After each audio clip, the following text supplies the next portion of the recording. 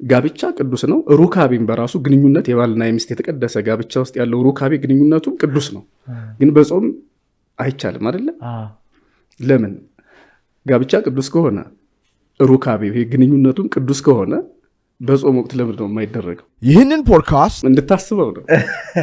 በሌላ መልኩ አሁን ጋብቻ ለምን ነው የተከለከለው? ጋብቻ እኮ ቅዱስ ነው፣ በስጋና በደሙ ነው። ለምን ነው የጾም ድግስ ደግሼ ለምን አላገባም? ምን ነው ችግሩ? ራሱ ጋብቻ ራሱ በጾም አይፈቀድም። ጋብቻ አይፈቀድም በጾም አይደለ? በጾም ወቅት አይፈቀድም፣ አይቻልም። እንኳን ጋብቻው ሩካቤ አይቻልም። አዎ ሩካቤ አይቻልም። የኔ ግምት ምንድነው ሊሆን የሚችለው ያ እኛ ከእግዚአብሔር ጋር ያለንን ሰዓት ፍቅር ከሱ ጋር ያለንን ህብረት የምናስታውስበትና ሌላ ነገር ዲስትራክት እንዳያደርገን ሊሆን ይችላል። ምናልባት አንዱ እሱ ሊሆን ይችላል። ግን ዋናው ደግሞ ጋብቻ ቅዱስ ነው። ግን የሚገርም ጋብቻ ብቻ አይደለም የሚከለከለው በጾም ወቅት። ለምሳሌ በአብይ ጾም በተለየ ሁኔታ በአብይ ጾም ስልጣነ ክህነት እንኳን አይሰጥም። መንፈሳዊ ነገር ነው እሱ፣ ግን ክልክል ነው። ለምን? ይሄ ጾም በተለይ አብይ ጾም መላእካዊ ህይወት የምንለማመድበት ወቅታችን ነው። በመላእክት ህይወት ውስጥ ጋብቻ የለም አይደለም?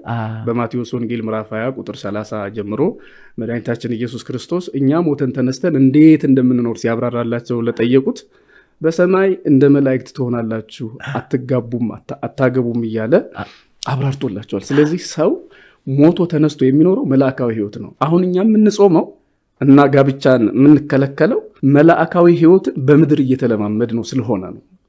በመላእክት ዓለም ውስጥ ምግብ የለም፣ በመላእክት ዓለም ውስጥ ጋብቻ የለም፣ ሩካቤ የለም እንጂ ጋብቻ ቅዱስ ነው።